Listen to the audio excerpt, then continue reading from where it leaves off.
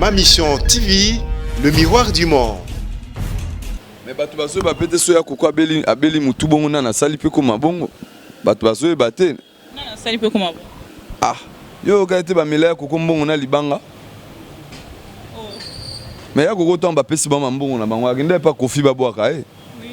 Akeluka libanga ba boaka mbongo no lalia o na oka bozo boaka ba ans héritier boaka watana ba boaka kinga na retirada. Batu baso boaka ba nini o vie mo pa nga pe na lingaka o yembanga. Oh koko za na kombe mbongo nyoso ba utopesa ngai pa mama yango. Ah pesi mo pa.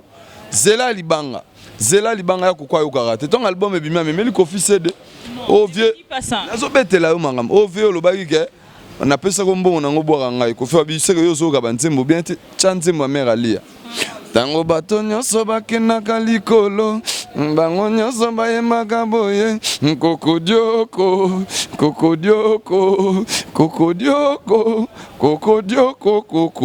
siko yebisanga yo pesi mbongo no babwaka elonde ngwa mais babwaka bien so yango na pena le libanga na ye siko alobi wana eza ye te fala bwaka ye komone parmi wa ya robela ya vie koko eza ya nzembo libanga ya Koffi Olomide Koffi Olomide ya escroquer kokodioko mais mabeka babi ve chaka konga comme si scène pepe lo randa kuna yozo ya bwa pesi o kitso o melanini oh na scène pepe zo tuna mutugu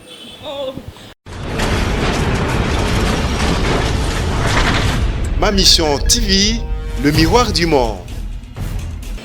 Salut à vous tous fidèles de cet espace MMTV. Je suis là, votre servante, la bellissima de la presse congolaise, de la presse africaine, de la presse internationale. Hein, parce que je sais qu'il y a toujours de fidèles téléspectateurs de partout.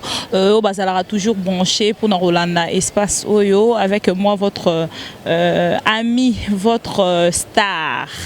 Aujourd'hui, dans cet espace, nous allons recevoir pour vous un artiste comédien qui est Bolingara Mingi et Azana Plateau Nabiso, Boyebi plus que Ngai, alors Aoutaki na Poto, Mikolo Azana Kinshasa. C'est la toute première fois Yaro Yambaye na ma mission, mais pas la toute première fois Ngana Yambaye. Je lui dis déjà bonjour. Ouais, bonjour Bibi Kapinga, la bellissima quoi.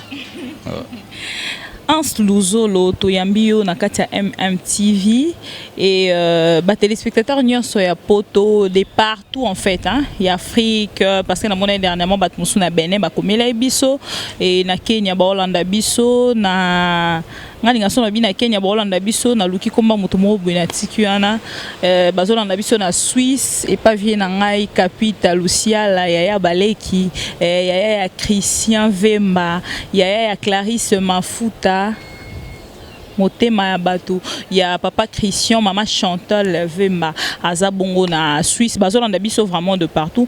Alors on se luzolo, tomoni ok poto, ozongi Kinshasa. Pour que les potos en se luzolo, ça lui m'attend, hein, on a se rappeler, 3 ans, 4 ans, hein. 4 ans et demi, presque 5 ans. Donc ceux qui n'ont pas se rappeler les sous en Slouzolo, on a évité ceux qui ont émission en souka, tout ça là qui avant Kende, émission en souka, penon les cas na TV avant Kende si je me trompe pas. En Slouzolo, le bang Bibi Bika Pinga, cause la star c'est bien bon. Et après, si quoi en Slouzolo qui est poto, cause on est na Kinshasa. Et après, en Slouzolo est nani. Voilà, on a vu ça que cause la star c'est bien bon. Et après.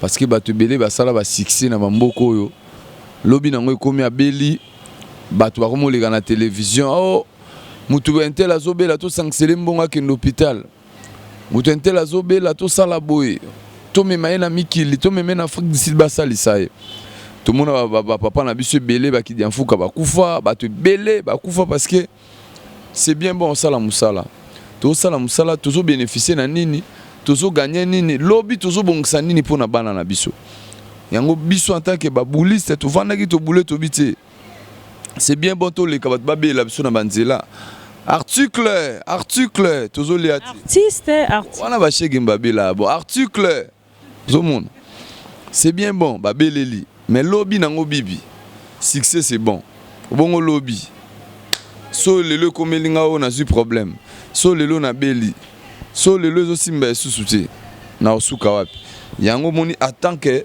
bato to bulaki to baito longwana no mamuke to ke kotela makambo na musika yango lelo to kepe to supe moi ba expertise to supe moi ba mayele mike yango lelo toza na bisoti na kendaki bibi na zongi lelo mais au moins na ebike na sa sire bibi na ba mutuelle de santé nanga nde to vandi no boye bibi na nenga mabete soki kokoso awa na minute je rentre na zongi na kezo ba soemo approprié après na royal lisusu kokoso neti bandengeni na ko bela tina mututi na ko ka maladie olem susu so na bina kende ba hôpital minena et singa ba mbongo ebele mais na poto so na ye nanu na pesi identité nanga parce que ezana makam nanga nyonso na kati ba hospice nga na nous soins après ba facture et après tu vois donc et ça la mané ningwana donc yango wana to linga c'est important parce que soin est très important na vie na biso to tambola to zolia mambo yozo kande na zoloba mungongo bande kenda depuis na yatile le zozo ngara ati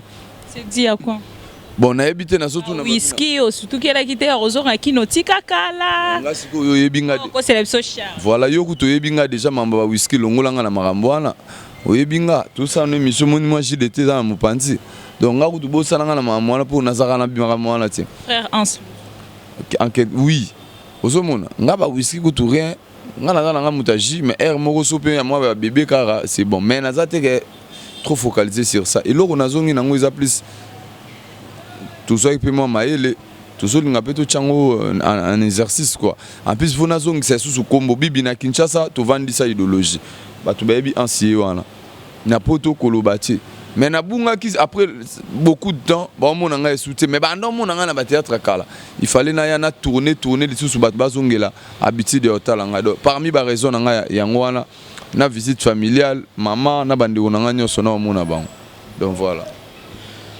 Hans Luzolo lobby, tu as bien beau parler, mais réponse na question nanga na zuite. Hans Luzolo aye na nini? Na mayele. Et là, c'est important za mayele. Ni mutuka, ni bilamba, ni mais intelligence. C'est ça. Hans Luzolo toyebi na kati ya Sinark, pas grand frère na yo Caleb. Bon, le deux à la fois, hein, parce que ce tobito tcha vraiment na ndenga papa ya kobota yo, il est loin de ça et ce qui tobito tcha na papa peut-être papa artistiquement parlant et Hans Luzolo toyebi na kati ya groupe ya papa na yo Caleb. Et Hans Luzolo lelo aye mayelo nyonso Hans Luzolo aye nango oyebisa ba téléspectateurs nyonso baza braqué na caméra ou braqué regard na caméra pour oyebisa ba téléspectateurs nyonso baza scotché na télé pour na Rolanda mayele oyo oye nango na poto Torolobate que Caleb Moutou a fournir quand même des moyens pour que Hans Luzolo accueillir intelligence wana na poto pour que aya nango na Kinshasa. Hans Luzolo a fourni ses propres efforts pour que azwa mayele aya nango na Kinshasa. Sikoyo mayele oyo Hans Luzolo aya nango. On va le retrouver où? Toujours dans Sinark ou Hans Luzolo futur président? Non, je suis pas futur président déjà de 1.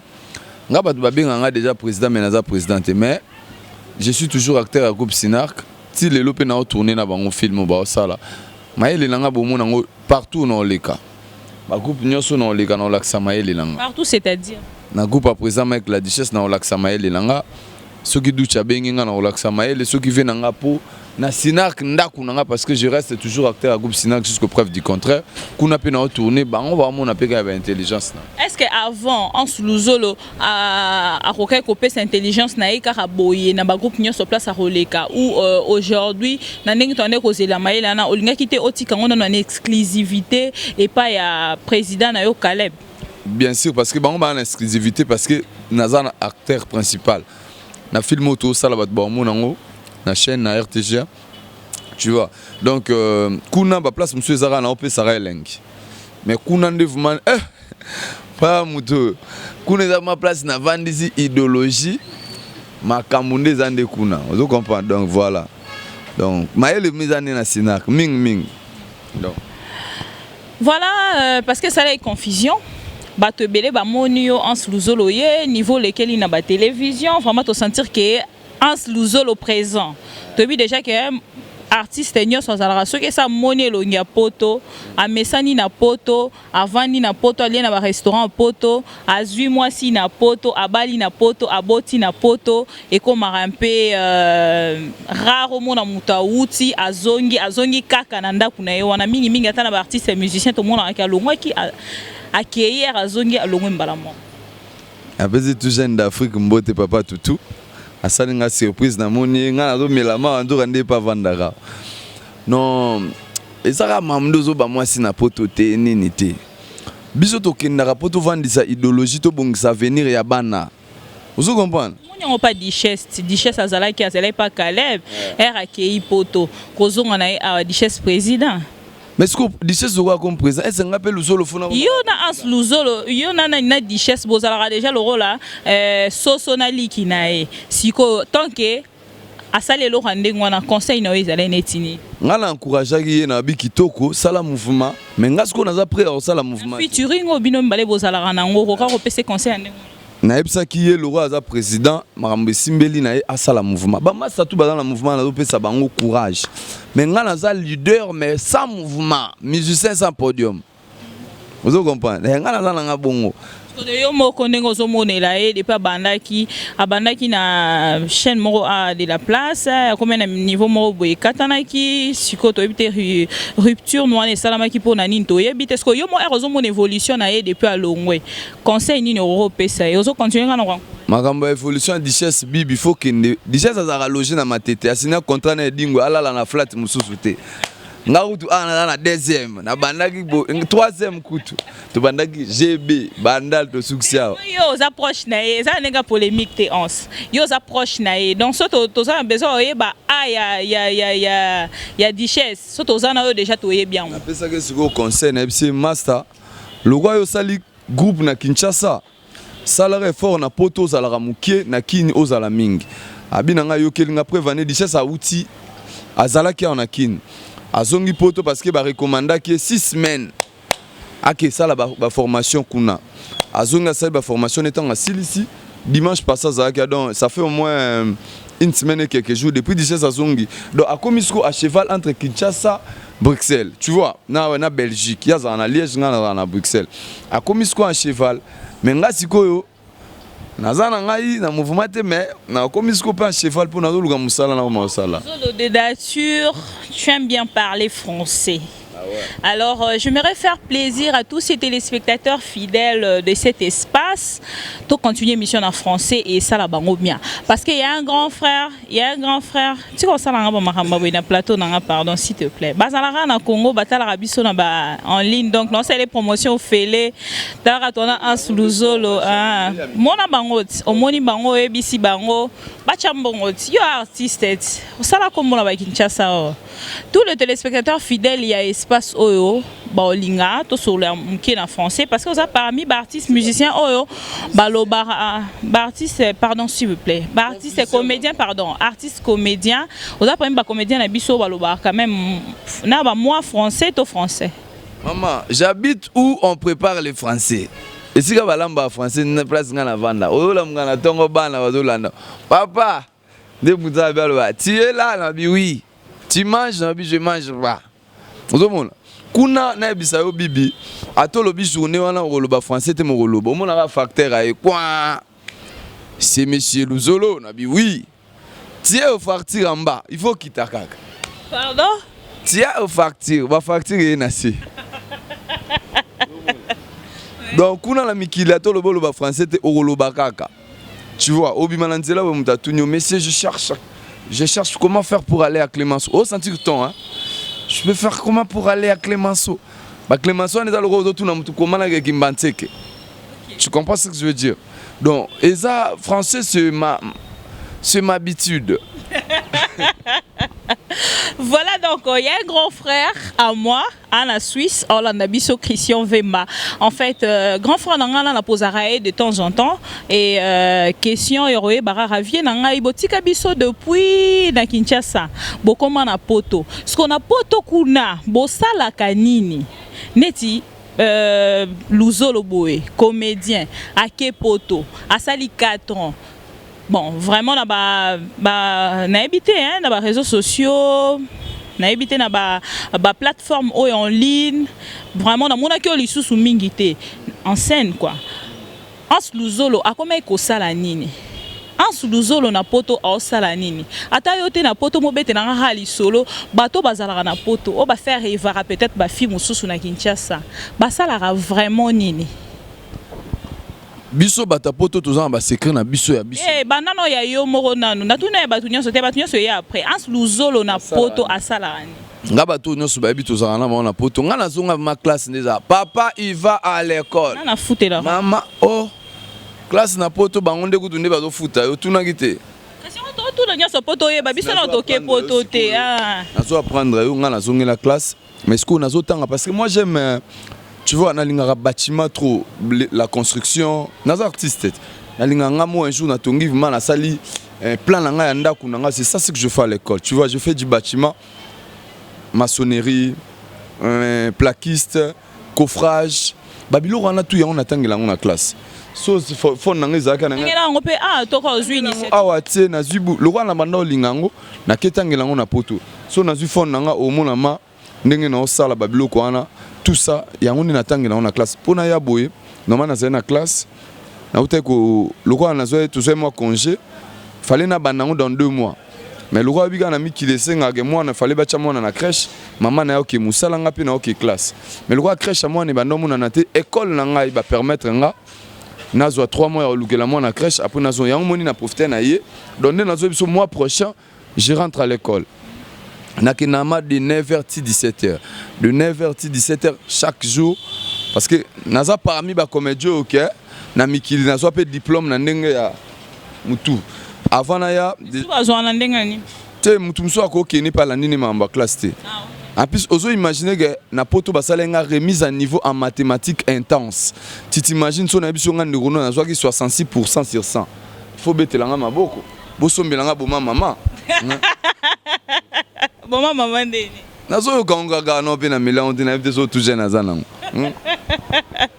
Ans Luzolo siko bana poto basala nini? Yo ke na poto. Biso so poto c'est moi mitela nga richesse on ozonga mingi wana po boza bato na fréquenter moi mingi richesse nga pela niveau bana poto banyokola nga.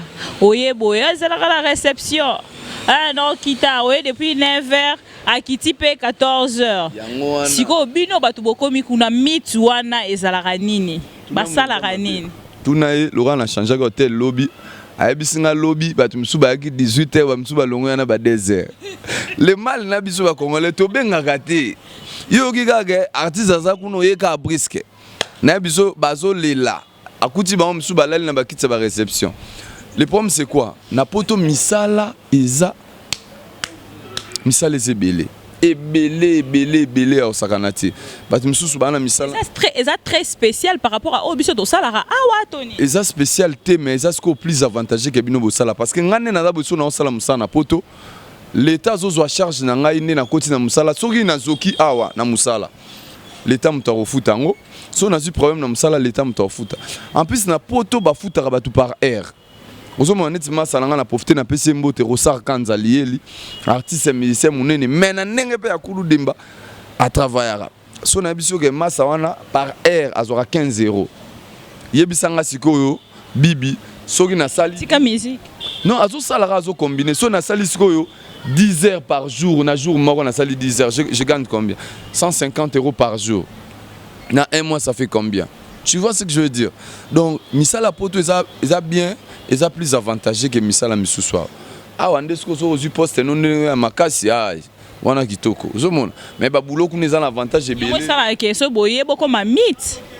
So to eto comme mythe. Est-ce que vous gagnez mieux? Ouais, on gagne mieux mais ko combiner pe na musala na yo na art.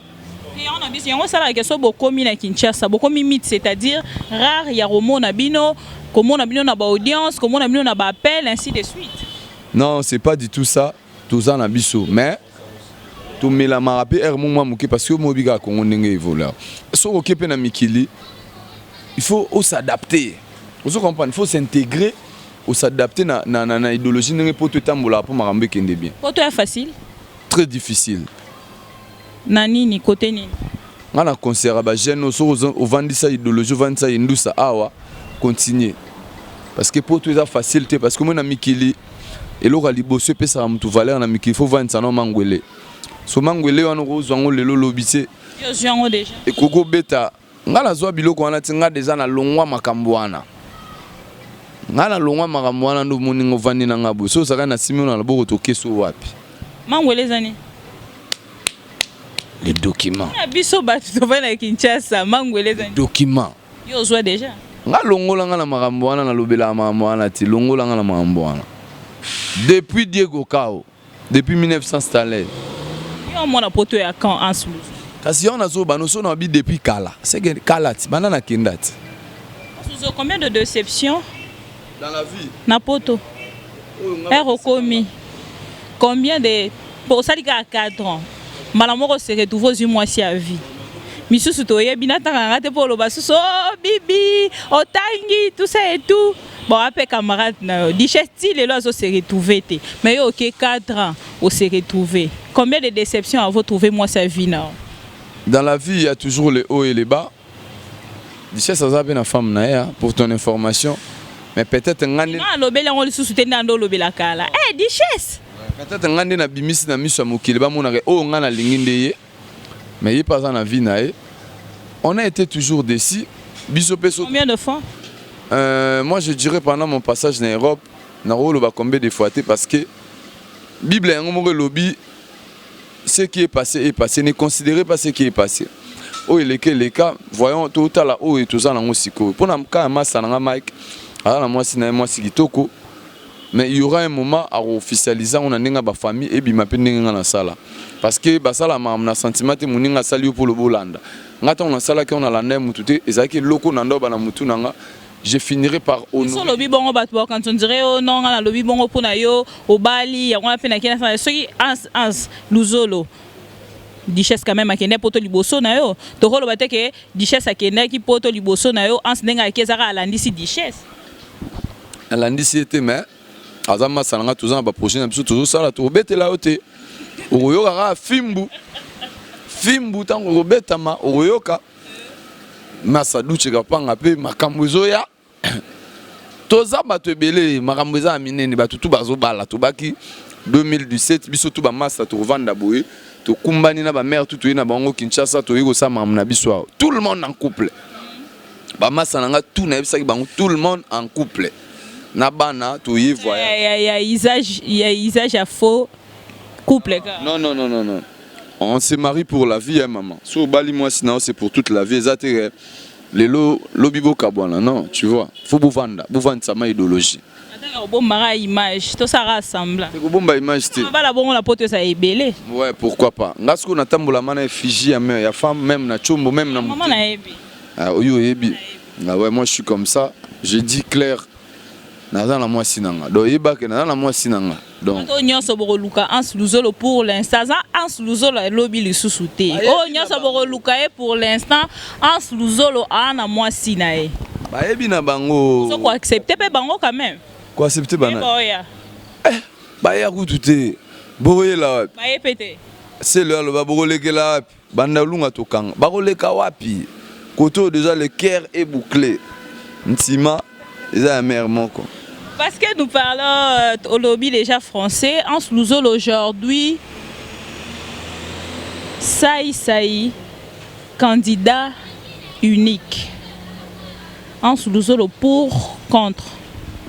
Pour toute la vie. Mastawana, il y a une idéologie. Abimara Abou, Fiston Saï, c'est patron de tous les comédiens. À l'époque, tant que le Banga n'avait même pas véhiculé. Ozomona Mouto a pensé à loin. Ozomona, Ayana idéologie, il est parmi des gens qui m'ont motivé dans la vie que ya photo longo la théâtre ndenge ba vie wana ba manda ko selango muta théâtre ba moniega chemise moko boja muta théâtre ba monie boy non photo longo muta théâtre faut ma voiture muta théâtre akenda rapoto ayaka azana vie bien vous que la banda afana na banda ka kitoko lelo biso tozana idéologie wana Nicletio yebi na ndenga kala uvandi nanga nduva nanga Niclet ndenani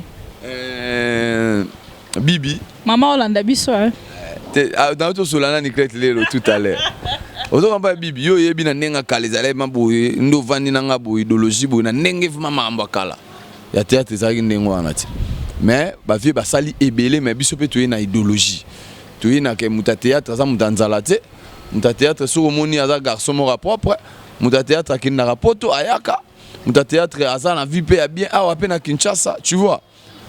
La jeunesse aujourd'hui va ramener yango wana tozo soutenir ça azwa ngwende pour biso moko to kumbela parce que lobby to bando uta poto tozo ya ba atelier association ATNTPC na compte ya association ba futel biso ba billet biso tout ba comédie to na diaspora na nuku ba tie na place te matindi déjà lule ba luka bureau place ni to tia siège mutandengo wana mama ebisanga na ba initiative siège na poto to na Kinshasa ah na poto ba ochango ni la majorité sont ici tu vois donc mutandengo wana déjà faut te soutenir yé faut avoir soutien à biso total. Mais le problème est que ça la moi confusion na mito abato eza que candidat unique.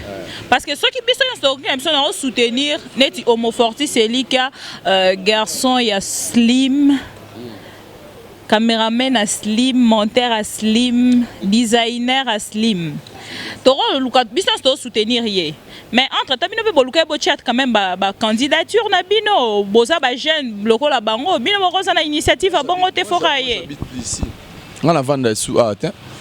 Comme de temps en temps na Kinshasa. De temps en temps oui bien sûr mais il faut un résident congolais. Il faut résident congolais à Zalawana pour comme étranger. Naza étranger te naza congolais mais de la diaspora. Ah, okay. Résident belge. Okay. Voilà. Na lobi bien, je suis résident belge. Mais donc tout ça en Luzolo, ba vieux ba sebele, au boroka ba ça peut quand même ba vieux te que oh ya ba vieux ba coco, ba ça quand même ba vieux ya bino pe ba jeune boro ça na boché en tête mais avec les initiatives jeunes. Bo pousser pe akeya che candidature pour que et ça la te que mutu moko kaka tikali wana mutu moko kanda lingi ki bokondi. Je constate pas.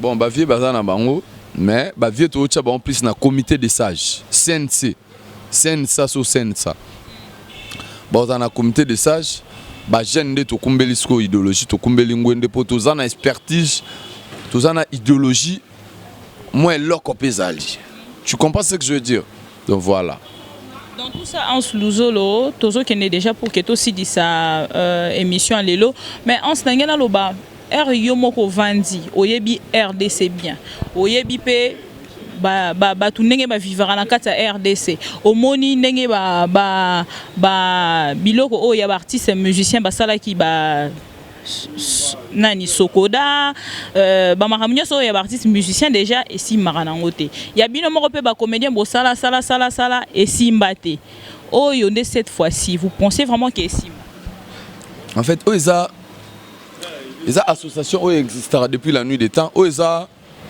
sociétés à droit d'auteur. Droit d'auteur Longolanga. Affilié à Sabam, société de droit d'auteur de la Belgique. On a affilié Kuna.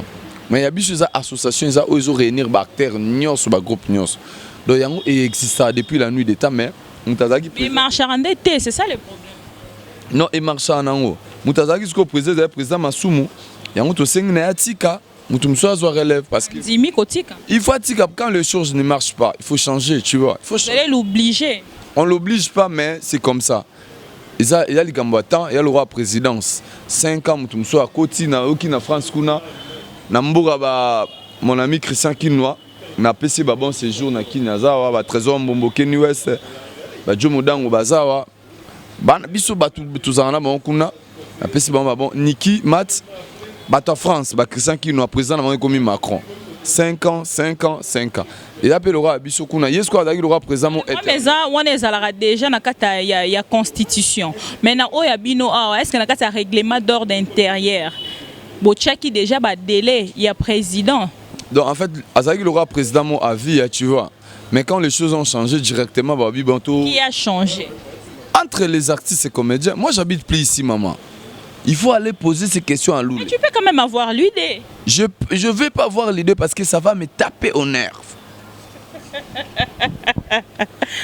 Luzolo, nous sommes presque à la fin de cette émission et j'aimerais que tu puisses dire un petit mot en français à tout le français, le petit français, à tout le belge. Au Hollande biso à ce net moment. Les enfants, tous les Belges, tous les enfants de France, tous les Européens, votre artiste, il est ici en congé familial. Bientôt, je rentre. La semaine prochaine, je rentre en Belgique. Bah fanatique nous sommes bolinganga bah ebi bah rendez-vous tout ça. En français. Tous les fanatiques qui m'aiment moi, nous avons le rendez-vous fixé. Nous voulons écouter les tutoiements. Tous les fanatiques qui tutoient ma présence. Bientôt, moi et vous, nous serons face au face, nez au nez, en Belgique, partout en France. Parce que je vais aller tourner avec la présidente Caleb, avec Meta, tous les artistes. Semaine prochaine, je prends l'Indeke Luka. Je rentre. Tout le monde que tu veux, le Missili, le Mbissa Okauka, tout appelle-moi au mon numéro. Je vous amène ça. Donc, vas-y, moi, il y a quelque chose.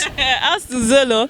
T'es aussi si t'es et le remords est l'ingana idée en fait n'engana tout nayo. Asuzolo. Arozoya Kinshasa, depuis que vous allez à Anakin apparemment, Yom Toza quand même na contact na Potoro et Bisabiso, sœur Nabino Otoyoka qui Joël, Azala qui Arata qui Liwana Mai. Yo Ozap quand même na contact kuna na Potoro et c'est ce que ça qui likamba solo to ba sal kama. Mais tout le monde a ambition sur internet. Le internet Zobim Sanyos c'est vrai. Elle a failli mourir mais tu vois Dieu a salé grâce, elle est vivante. On peut que beaucoup misanzambe parce que banzela on est à facilité. Tu vois, nganzamba salanga grâce na longwa ki Kinshasa na 22h lobi na tongo na mbalama on a rata mikil, tu vois. Mais c'est pas facile banzela batu ba kufara trop au bomoni ora muké parce qu'il y avait des Congolais dedans. Mais il y a trop de morts na banzela wana. Vraiment batu belebe ba kota pe poto na banzela na nzamba sala batu ka grâce Joël place aux Ali.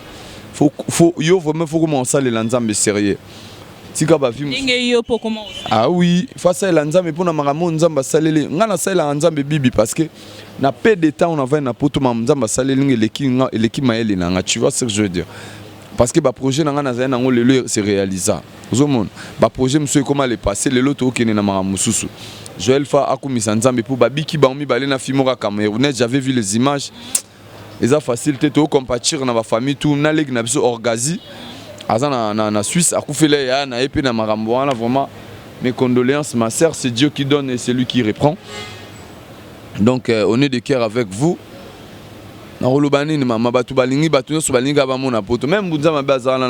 veux aller en Europe? Oh oui, je suis au sandwich. Des sandwich en eza nini.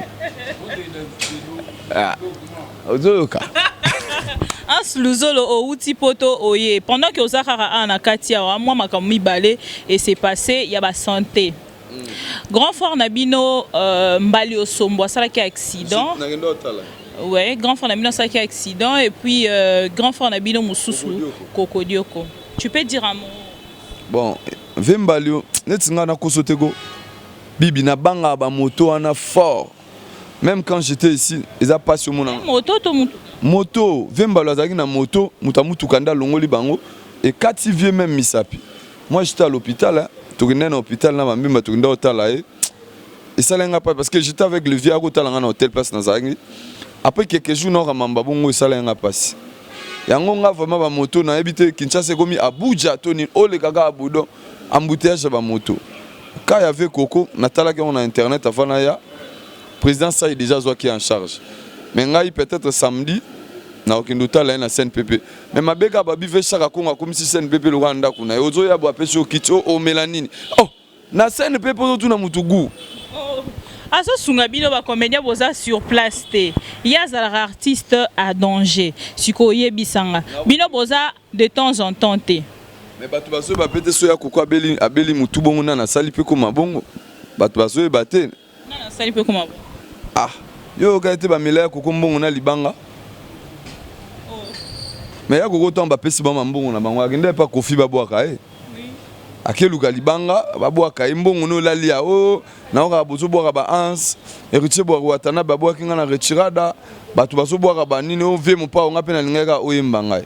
O kokoza na kombe mbongo nyoso ba utopesa ngai pa mama yango. Ah pesi mo pa. Zela libanga ya kokwa yo karate. Ton album e bimia memeli kofi CD. O vieux. Nazo betela yo mangam. O vieux lo bagi ke na pesa ko mbongo nango boaka ngai. Kofi abi seke yo zo ka banzembo bien te chanze ma mère alia. Tango bato nyonso bakendaka likolo bango nyonso bayembaka boye kokodioko kokodioko kokodioko kokodioko koko siko yebisanga yo pesi mbongo no babwaka elonde ngwa mais babwaka bien so yango na pena le libanga na ye siko alobi wana eza ye te fala bwaka ye komone parmi wa ya robela ya vie koko eza ya nzembo libanga ya Koffi Olomide donc Koffi Olomide ya escroquer kokodioko bon escroquer te mais bayokani bien te bayokani bien to momo ye sali mbongo na ese ka escroquer non toujours landela on la justice qu'on la justice ya parti na bino bosali ya sika CNPP ya CNPP comme la justice yes ça qui a comédie s'il te plaît non tu sais pour rigoler t'inquiète. Nous sommes à la fin de cette émission. Moi, je profite pour dire bonjour. Donc, un clin d'œil à un grand vieux. Na Canada, on a Thierry Bombolo, il y a Tina Bombolo, il y a eu Angoana et puis son en Allemagne. On a voyagé à un micro. Son en Allemagne. Quand on a son en Allemagne. Ah! Quelle ville? Zela. Allemagne, Zela dans les Bissau. Sur la Allemagne, namoni un instant. Sur la Allemagne, namoni vie, Mable, Wabankulu, ya Mama Tumba, papa na Fallon, papa na Joe. Et puis sur la qu'est-ce qu'au Suisse. Après Allemagne, est-ce qu'au Suisse? Quelle ville? Vraiment vieux Christian, Sarah Faveur, Tindelanga ta ville, Tindelanga ville, parce que Bambaboé. Christian Vemba, on a vu vraiment faux. Mon vieux, on a Christian Vemba. Aza vraiment vieux. Donc si je dis vraiment que j'ai une famille na poto, donc famille nanga et ça la na Suisse, vieux nanga Christian Vemba, yaya nanga, oncle nanga, noko nanga donc nyonso nanga et puis motema bato maman Chantal Vemba, yaya na Clarisse Mafuta na linga na mariage na ozala parce que ça futur marié. Soka ba solo limo eloko mpe na okena mais est-ce que yebisaka bango tant bazo peso mabanga. Ba pesa nga mabanga te on a famille nanga. Et alors yo obaka mutu mo uto boka na France oboka na France nga na pesa yo kombote. Voilà. Christian Kinois, lui il habite à 93. Rony Soubois. Il faut pas penser qu'on a précision la France n'est ce qu'on est na yebi. Son habite pas tonton Freddy Nsenga. Son lobby na France avant na Ri. Quelle ville maman? Avant na Paris. Na Paris siko Riel na ye ezalaka. Quel arrondissement maman? 44. Voilà, nous sommes à la fin de cette émission. Ans Luzolo, un mot pour aujourd'hui, pour clôturer. J'étais en Allemagne dernièrement. J'étais en Allemagne. Écoute-moi, j'étais à Kerpen.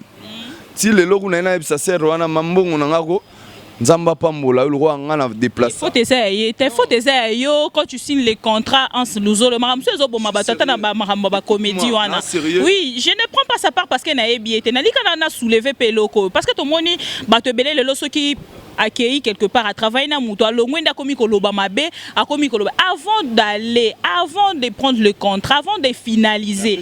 Il faut d'abord maman. Na maman bongo conscience. Les qui viennent na José de Londres benginga en ce moment, Solomon Allemagne, le roi Yosa Pemé Allemagne, Kende Salango. Na ebisi yo ser na ngaso ki fali azara na Kerpen bato Kerpen ba ebié mutoki ya mutu balia rangote. Nga faire déplacer nga Bruxelles na tiki famille na nga mwasi na nga na bana. Na yo sala musa na nga ti lelo mbongo na nga koma nyongo. Nzamba pambola yo. Na kosengo esusu te mais kolela na nga nde baloba eleki kisi. Yo sala ba soirée na yo esimba na Allemagne. Yango zomo na osala ba soirée ga ba 4 personnes, ba 5 personnes. Pourquoi? Tiga mambo tiga romela ba artiste mbongo na bango. Venanga de Londres benga ngabi en c'était prévu ngana kende. Lwa ngana zo kende Suède, yo kende ro représenter ngai. Na kenda bo Niclette na batike na nga na ebisa yo sud-est. Niclette, ninyo salimo la mobile yo. Vous comprenez ti lelo. Nazaki na Zurich na Suisse. Venanga Franck Massaka, na pesi bambo tebele, André Ntsumbu Mukuse, a pesi nga ba parfum, mais moi na matana ba parfum na avion zate, baboyi na matana ngo tikala na Suisse, vaisseau na ye langa ba parfum nanga. Et puis na pesi mbote na mukolo flatso et pas Chims ka bengele. asombi parcelle musu na GB ngamu na utotala ado matsango zo mata jusqu'au client OK na tina niveau otala ba parcelle o fando fele na poto za mangam na biso bata poto ko kota ngoti oh ka poto venanga vraiment na do féliciter Adam Muluba moko ya valeur ado sa mamba bien pour na mboka monite ngaki na zonga habite leki vana na mama mukia pona place nazaki ndonde nazoloba ke kapinga na kimi makambo donc voilà na remercier ndongo équipe technique no mobimba na pesi bambote na tout jeune d'Afrique nani avina yo tout jeune elo wana zakani nani avina yo nani ayo ce garçon il a beaucoup de talent ado sa ba biloko na ye na pesi be changa ya Tatiana ah ya Tatiana yo nani aliaka c'est lui leur terre créateur abo ya Tatiana alors tout kaluji za biloko na ya tu asala sous ce logo moko avant yango asala biloko ebele natala je te regarde ça à l'Europe tout monde donc voilà hein quelle ville en anglais what is your ville on comprend donc na pesi ba salam ebele na batutu ba otala nga na mikili venanga papa Théo Mukendi la patoche papa Yesu Kitenge maman Guylaine Tsuna papa Isaac la patoche Théo Mukendi bato tout alinganga na mikili na pesi ba mambote oncle John Ngela Chris Panzu je vous aime beaucoup toute ma famille bisous à mes enfants je les aime beaucoup bientôt à mode 0032 je salue Mbunza Mabe elle est là quand tu es là je ne crains bon, voilà. Bon, okay. Elle m'a soigné. On met. Voilà. Merci à toi, Hans Luzolo, d'avoir participé à cette émission comme notre invité. Et Totele Minabiso pour notre salonnaire Nayo. Non, le futur président. Hein? Non, le merci beaucoup à vous tous fidèles de cette émission. Quant à moi, la bellissime de la presse congolaise, je vous dis bonjour. Un petit bisou et à la prochaine. Bye. 200 francs. Oh, c'est insulte. Oh, c'est insulte. Et un bino ba comédien, Tony, ni poto mon président la bino ba comédien. À Kenaki na concert, il y a héritier Aromo Bambaba franc congolais. Merci à vous tous fidèles de cette émission de nous avoir suivis. C'était donc moi, la bellissime de la presse internationale. Quant à moi, retrouvons-nous déjà la semaine prochaine pour un nouveau numéro. À la prochaine. Bye. Il y a un monsieur de Digital Congo ici qui ont reçu des hommes de Dieu en train de m'insulter, en train de dire à tout le monde que je suis un magicien, un franc-maçon. Je suis dans tout ce qui est mauvais du monde. Je suis moi-même dans Bouddha, je suis moi-même dans franc-maçon, je suis moi-même dans Rose-Croix, je suis moi-même dans Maïkari. Je suis moi là, je suis dans tout ce qui est mauvais. Et en même temps, je suis aussi en Jésus. Comment expliquer ça? Même dans le loge là, on va me chasser. Imagine que tu es dans franc-maçon et puis demain, on entend que tu es encore dans Bouddha. Même dans Bouddha là, on va te virer.